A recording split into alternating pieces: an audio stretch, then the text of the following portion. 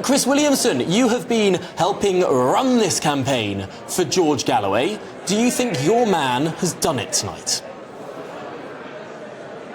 Yes, we're confident that we have won by a comfortable margin, which I think will send shockwaves through the corridors of power in Westminster. But more important than that, I think it will be a huge boost to insurgent campaigns all over the country. People are looking to the result here in Rochdale, and this will give huge confidence, I think, to people who are sick to death of the two mainstream political parties, because in the end they're both on the same page now. Because our democracy, as a result of that, has been stolen from us. You know, democracy and politics should be about giving people choice. There is no choice now between Labour and the Conservatives. They're both on the same page economically, and they're both on the same page as far as foreign policy is concerned as well.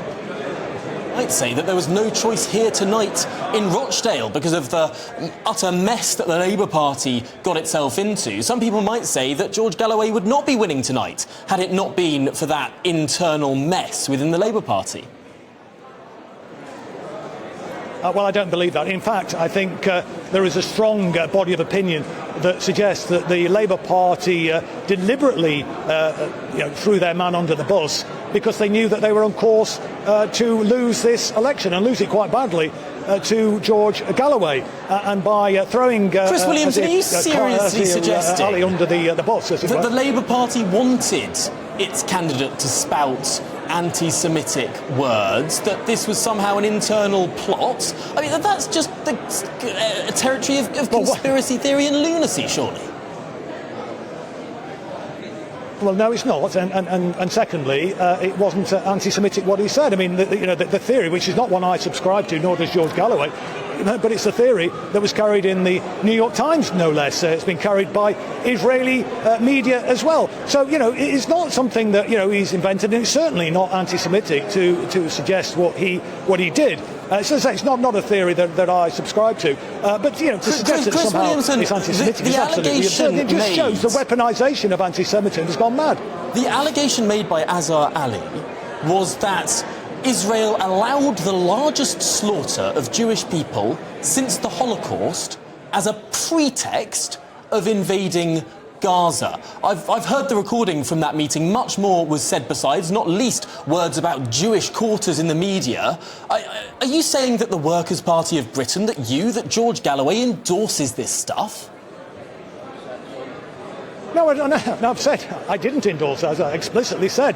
I don't agree with that theory. But it's a theory that's been carried, as I've said, in the New York Times, in Israeli press as well, and many other, august media outlets. But look, this campaign's been about much more than that issue. In fact, it hasn't been really about that issue at all. What we've focused on is the complete failure of the mainstream political parties to offer hope to local people in terms of the public services and the economy, and they've certainly let people down in regards to their international policy, because they are supporting and indeed facilitating a genocide in Gaza. Absolutely outrageous, and quite rightly, thousands of people in Rochdale, millions of people across the country are absolutely horrified by what they're seeing, and they are in absolute disbelief that the mainstream political parties, can't find it within themselves to call for a permanent, unconditional ceasefire. And we need to be going much further than a ceasefire anyway. We need to be imposing an arms embargo against Israel. We need to be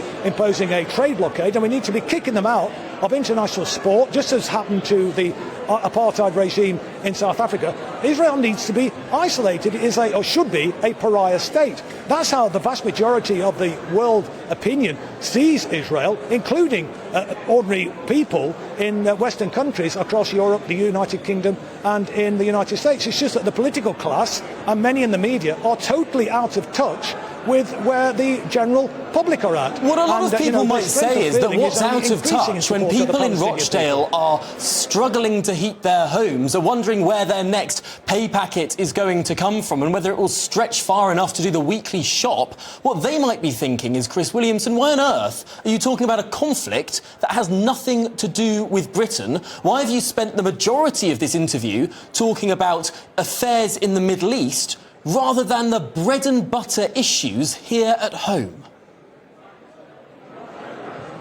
Well, it's because I've been responding to your questions. I mean, you're the person that's in charge of the interview, and you put those questions to me.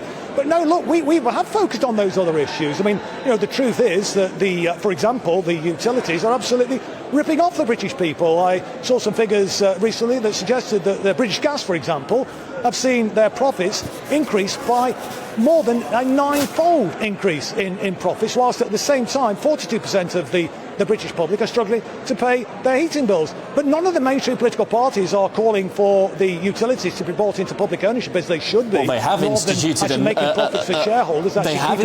a windfall tax on these producers. But I want to ask you about an accusation that was made of your party by Richard Tice on this programme earlier this evening.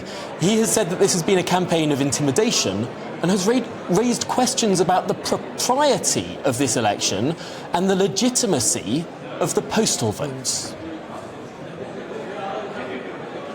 Well, when political parties resort to making these sorts of allegations, it's a clear indication that they have no real, genuine solutions to the problems that are facing the people of Rochdale and indeed the British people across the whole of the country. Look, we fought an incredibly positive campaign. We fought a campaign opposed to war. We fought a campaign in support of human rights. We've fought a campaign in support of ordinary working class people, giving people hope, creating decent jobs, supporting our public services, bringing back the maternity services, for example, in Rochdale, bringing back the accident and emergency services to Rochdale, which have been scrapped here. Absolutely outrageous. And one of the points that George Galloway has made very forcibly is that, it's impossible now to be born in Rochdale unless you are unfortunate enough to actually give birth on the taxi on the way to the hospital.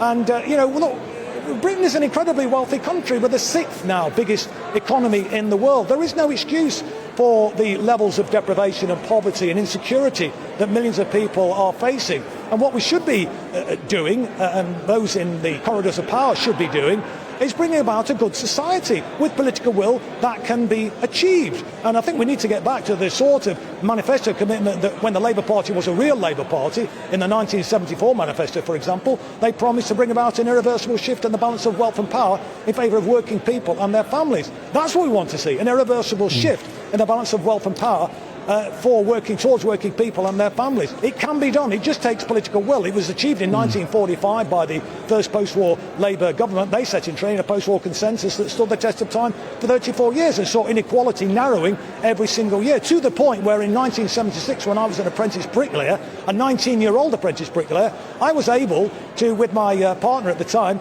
to buy a brand new 3-bedroom, semi-detached house backing onto a waterfront in a desirable village. That's impossible now for young working class people to aspire to own their own home in large swathes of our country. And that's some might say that's because of the consensus that forbade the construction of homes unless sanctioned by the state. But Chris Williamson, just one final question while I have you, because I have before me a leaflet that has been sent around in Rochdale from George Galloway, saying that if Labour lose this by-election, Sir Keir Starmer could well be forced out as Labour leader. Sir Keir Starmer, a top supporter of Israel, out. It does go on and on and on, of course, about Israel and Gaza, as most of your literature in this election campaign has done.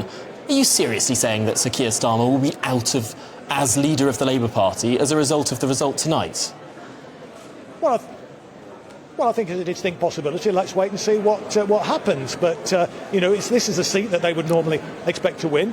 As I've already said, I think that one of the reasons they dropped their candidate was because they knew they were on course to lose, and this gives them a get-out-of-jail card, because they can say, well, we didn't really fight a credible campaign. Indeed, we didn't even field a legitimate Labour candidate. But I think that they saw the writing on the wall, and they panicked, and that's why they concocted an absurd accusation against their candidate. There was no left winger and no indeed supporter of the Palestinian people, if truth be told. He was a Blairite. He was somebody who was opposed to Jeremy Corbyn, but they saw the writing on the wall and they were prepared to sacrifice him. Look, Keir Starmer is utterly ruthless, and this cohorts that he has around him.